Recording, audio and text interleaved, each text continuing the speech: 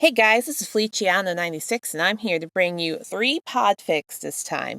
We're going to be doing some little collections of sorts because a couple of the authors who I write with write really good stories in their little snack size bites, but they're really short and little small, but they deserve love and attention. What I'm going to do is I'm going to give you guys collections of those stories as groups so that you can listen to them as a group, or you can just go into the comments below. I'll have them mapped out so that if you want to skip to a specific one or any of them just aren't your vibe, you can go ahead and skip around.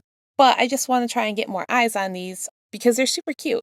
So how these are going to work is I'm going to give the title of all the works I'm going to do in that collection. I will then re-give the title with the summary before I read it, just so you guys know what to expect and kind of what we're covering. Today's collection is all going to be written by MyHeroWorstWolvie. They all have a theme to do with Dobby, which is kind of why I figured they'd be nice buddies together. The first work in this collection is titled I Still Touya, with the summary being a deep dive into the mind of Touya Todoroki. I Still Touya is 1,144 words. The second work I'm going to be covering is 1,054 words, titled We Were Supposed to Do It Together, is a pro-hero Dobby in a villain Tamaki Keigo fic. Here's the summary. It's funny that it takes a former villain to hunt down a former hero properly. It should honestly be a wake-up call to the Hero Public Safety Commission that their flashy heroes are too easy to find, but Touya, for once, is glad the commission didn't make changes to make it impossible to track down. It made his job easy. And then the last fic that we're going to be covering in this video is going to be 1,061 words, titled My Voice Without the Lies. Here's the summary. I hate you so much for choosing your career over me.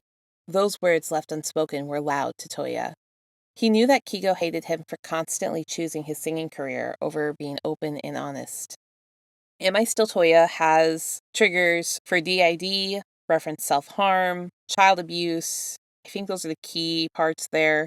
Were We Supposed to Do It Together has tags for kidnapping, doomed relationship. It doesn't have a happy ending. So the first two don't have happy endings. If you're looking for a happy ending though, jump to the last story in this fic, My Voice Without the Lies. That one is going to get a trigger warning for I do end up trying to sing as Dobby. Warning you guys, heads up right now, I can't sing. My apologies. But I tried, guys. I tried. I Still Touya? White plain wall, white plain ceiling, white plain sheets. Everything since he was placed here after the war has been plain. And the fucking white, it's probably driven Touya more insane than what they put him in here for. His father had placed him here when he kept claiming it wasn't him doing all those bad things, but rather it was Dobby. No one believes him that this Dobby personality exists. Who would believe him when Dobby practically lives inside of him? Touya wants so desperately to be the strong and good boy everyone wants him to be. But to do that, he needs to get rid of Dobby. To get rid of Dobby, he must destroy himself. Maybe if he suffered enough, Dobby might give it up. However, every time he has tried to do so, it's like Dobby's mocking him. You think they'll love you if you try to get rid of me? You think you can survive Endeavor without me? There to protect you, Touya? You're weak. You need me. Hurt yourself all you want, you're just proving my point. Touya can hear Dobby's manic laughter in his head as he thinks of ways he can just end it all. If he could just shut him up somehow, that would be great. If Dobby would just stay away, everything could go back to the way it was when things were... When was your life ever perfect, Touya? It never was. You're being delusional. Endeavor never cared about us. He tried to get you to practically kill yourself. Or have you forgotten that? I'm the only one that cares. Touya wants to scream, wants someone to just believe him that Dobby torments him and the others. But who would believe a madman who has hurt thousands of people? Who would want to listen to him? How does he go about telling someone how sometimes he goes days without remembering what he has done? Was there even a medical term that could explain what was wrong with him? Maybe this place had someone Touya could talk to. He was here to heal or something like that, right? So if he was here to heal, they had to have a shrink, or whatever the term people were using today for that kind of thing. He always had trouble keeping up with the terms. Another downside of years of only knowing quirk training, Dobby would remind him. Enji had stopped Touya from knowing the other world. It wasn't important to understand how others his age spoke, or how things worked when he was supposed to be destined for greatness. Destined for greatness? Pfft, aren't you a delusional little thing, young one? He replaced us the moment our quirk was deemed defective. He threw us aside like trash once that masterpiece was born. Right. Dobby didn't like it when he thought of what Dad had wanted him to achieve as a goal. Apparently things had happened that Dobby refused to let him remember. Sure, he remembers that his scars came from his quirk, but he doesn't remember most of the things in his life after Sakato Peak. It's like suddenly he went into a coma and only woke up from that coma after the war, where apparently he had fought his whole family, but he doesn't remember doing such a thing. He couldn't have fought them. He loves them. Well, yeah, he was angry at most of them for ignoring his suffering, but he never hated them enough to wish them harm. Especially not his little brother, Shoto. He was the perfect replacement, the perfect son with the perfect quirk. Endeavor's perfect baby boy. The perfect prodigy. Everything he wanted us to be first. Another thing Touya found set Dobby off was his little brother. Dobby seemed to hold a lot of hatred towards the youngest of his siblings. Touya's thoughts are interrupted by the buzzing sound of his room door being opened by the staff. He looks up at the shy nurse. She must have thought he was going to be violent towards her because she had the cuffs in her hand. He sighs and holds his wrist out for her. He tried hurting you, didn't he? Come on. Tell me, did Dobby try anything? Touya pleads with the nurse to see if she will believe him about how dangerous and real Dobby is. If he could get one person to tell others about him, maybe then he could finally get some answers on how to silence the evil within him. Naive, aren't you? Poor Touya Todoroki. No one wants to believe the big bad wolf exists. They don't want to entertain the idea of you and I being two very different people. I must say, I quite enjoy watching people be spooked by how different and innocent you are. Sweet, sweet Touya, if they only knew the dark thoughts that ran through you. Shh, now. Let me take over. The nurse doesn't seem to register the change in demeanor right away. She only notices the change when she goes to tell him he'll be having a session with the facility's therapist, that she realizes that she's not talking with the same quiet kid she walked down the hallway with. She's staring in the eyes of a man capable of many evils beyond her comprehension. A man who is currently giving her a grin that says, I dare you to piss me off. It has her shivering, and that's exactly the reaction Dobby wants. Don't worry, doll. I won't hurt you. Not yet, at least. Don't you dare, Dobby. She's one of the nice ones here. No one asked for your damn opinion, brat, but fine. The nurse simply seems accustomed to hearing one-sided conversations from the scarred man. She walks down the halls. They pass by many bare, white walls, all just as plain and boring as the room he slept in. No point in memorizing the route they take, because every damn wall looks the same. And it's not like he'd have anywhere to go. So Dobby follows the nurse into a small office that he assumes belongs to the poor therapist who has to deal with his ass. Ah, you must be Touya Todoroki, yes? The short old lady sitting behind the desk inside the room spoke upon Dobby's entrance. Hearing her call him Touya, however, makes him bristle with anger. He was not that weak brat. How dare she call him by that name? You're not speaking with that brat right now, sweetheart. He gets right up in her face, leaning over the desk with a psychotic smirk, watching her closely to see if she'll tremble under his gaze. Let's try again, shall we? Get my name right, and maybe I'll open up to you about what me and the brat have been through, like you've been wanting. We were supposed to do it together. Name: Keigo Tamaki, known to the public as Hawks. Status: hero, villain. To be brought in: dead or alive. Touya has read over this text from the Pro Hero Safety Commission a million times. Apparently everyone else had failed to bring in the Commission's former Golden Boy, and now Touya is their last hope to bring the former hero back. The more Touya looks upon the text, the sadder he gets. It's a reminder that Keigo had left to go rogue without giving Touya the signal. They were supposed to go rogue together. It's funny that it takes a former villain to hunt down a former hero properly. It should honestly be a wake-up call to the Hero Public Safety Commission, that their flashy heroes are too easy to find. But Touya, for once, is glad the commission didn't make changes to make it impossible to track down. It made his job easy. No better last words have been spoken. The job was far from easy. It's been a week of searching the underground works that Touya used to know like the back of his scarred hands. The secret alleyways where the biggest villains were known to hang out and exchange information is barren. There's nothing but silence, and silence in the underground was never a good thing. Silence meant something big was being plotted, and it usually meant a hero or two would go spontaneously missing. The crunching of shattered glass under Toya's spiked platform boots upon the alleyway ground echoes off the buildings.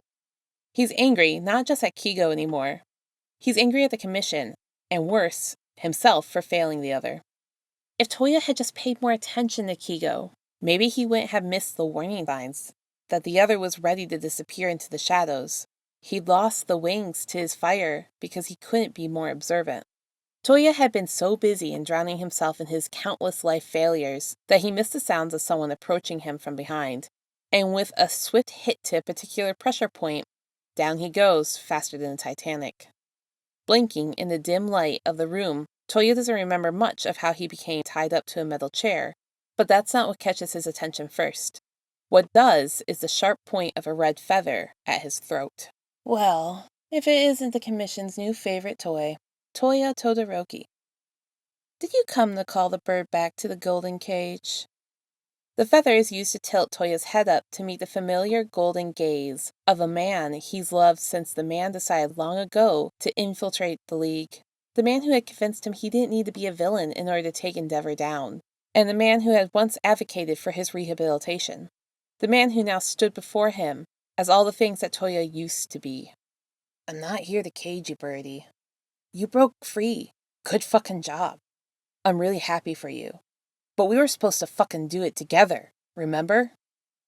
You promised to take me with you. The pure anguish in Toya's usual raspy voice can be heard. Weeks' worth of pain shone through the anger, and if Touya could cry real tears, they would be streaming down his scarred face. Here, Keigo stands before him.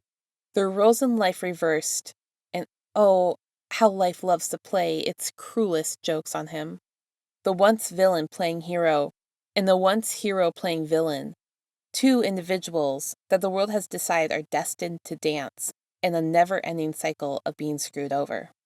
I want to believe you. I really do, my precious blue flame. But the commission sent you out to find me, drag me back, dead or alive. When have I ever played the commission's pretty little rulebook, birdie? I didn't come to find you with the intention of bringing you in. I went searching for you because you made a promise, and you decided I wasn't worth it anymore. I came looking for answers from you, Keigo. The silence that follows Toya's words is deafening at first. The scarred hero believes he's rendered Keigo speechless, but then a sickening, unhinged laugh sounds out, and Touya decides this is the one sound he doesn't like coming from his precious birdie. Was that supposed to make me feel bad for you? You took the shiny title I helped you earn and made the people love you more than they loved me. You took the name I loved whispering into your ear and made it a shiny thing for the world to call you.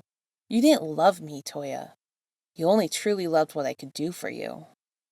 Those words coming from Keigo couldn't be more wrong. Touya didn't mean for the world to love him, or to ever make the other feel like suddenly he was second place. If Touya could turn back time, he would have done whatever it is that needed to be done, to ensure that the love of his life wouldn't have felt the need to turn his back on him. He would have said no to the title of hero. He would have said no to being turned into the commission's new play toy, if it meant Keigo wouldn't have left him behind. You might think I didn't love you, Keigo, but you were the wings to my fire, the only one who I shared all my desires with. And it was you who showed me that there was more than one way to burn the world down. I loved you, but if you feel that I'm not worthy of being loved anymore, at least let me part from you with one simple act. Tugging on the chain that Touya has always kept around his neck since the start of his hero career, he reveals the feather Keigo had given him as a way for them to be together when apart. One sharp tug and the metal chain snaps. allowing Touya to gather the necklace into one hand as he sets it ablaze, an act of severing the bonds they once held near and dear to each other's hearts. My voice without the lies. Everyone knew the great singer Dabi as having a deep, raspy tone when singing. The only one who knew his true voice was his security guard, a man known to the fans as Hawks. Keigo wishes that Touya would drop the act of being Dabi, that he'd drop the dark and mysterious persona that the music industry forced upon him. Touya wasn't this dark, mysterious, and dominating presence that he pretends to be upon the stage in front of fans. Behind closed doors, he was the exact opposite. Endeavor Studios owns the rights to Touya's career since he became a star at 15. The studio had told him back then that he'd make millions if he put on an act on the stage, and soon the persona became like a second skin to him. It's second nature that the moment he steps onto the stage, it's like he leaves Touya behind the curtains. He only lets his fans see the dark, the mysterious bad boy that is Dabi. He should have dropped Endeavor Studios as his management years ago, but the studio had been what made his career so successful. The studio had made him hide a lot of things from his fans. He had to throw on so much makeup to cover up the scars that had covered his body, had asked him to deepen his voice so that he could fit the dark persona that belonged to the fans. He wore only jet black with silver accents when on stage to fit the perfect bad boy aesthetic that was expected of him. When doing interviews, he was expected to be as vague as possible with his answers, so he kept his fans guessing. Touya hated how much he had to hide, just as much as Keigo hated that he wouldn't drop the studio, that not only forced the Dabi persona on him, but the studio also made Touya keep his relationship with Keigo a secret, like it was a dirty secret. The hiding of who he truly was is what had him at odds with Keigo at the moment. The two fought often, usually over when he dropped the act and let his fans see the real him. And that's exactly what they were fighting about. Your fans don't even know you, Touya. Isn't it exhausting? How the hell are you not tired of it all? How the hell are you okay with being so fake all the goddamn time? These words Touya has heard countless times. They ring through his head on multiple occasions, even when he's on the stage. Those words have spiraled their way into his mind. They're currently inside Touya's dressing room, behind the stage, and having their usual back and forth on if tonight was the night that Touya would drop the act. I already told you, Keigo, I can't do it until I have the perfect song written for it. And I got fucking nothing. There is no song that I could possibly write that will ever be good enough. So you'd rather throw us aside for what? Money? Fame? Those things can easily be torn away from you, Touya. I hate you so much for choosing your career over me. Those words left unspoken were loud to Touya. He knew that Keigo hated him for constantly choosing his singing career over being open and honest. He's trying his hardest to come up with ways to drop the act, but it also scares him to drop the Dabi persona. It has kept him in the spotlight for so long. He always worries if his fans will still love him, if he shows who he really is, if he showed them his scars, showed them his real voice, if they saw that he was truly just as ordinary as they were.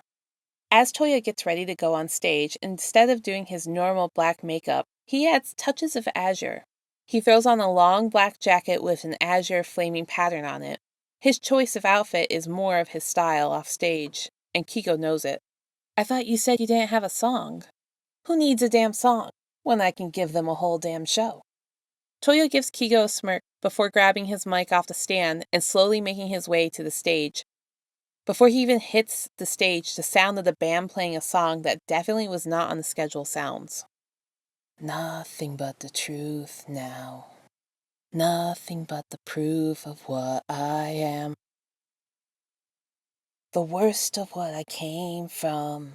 Scars that I'm ashamed of.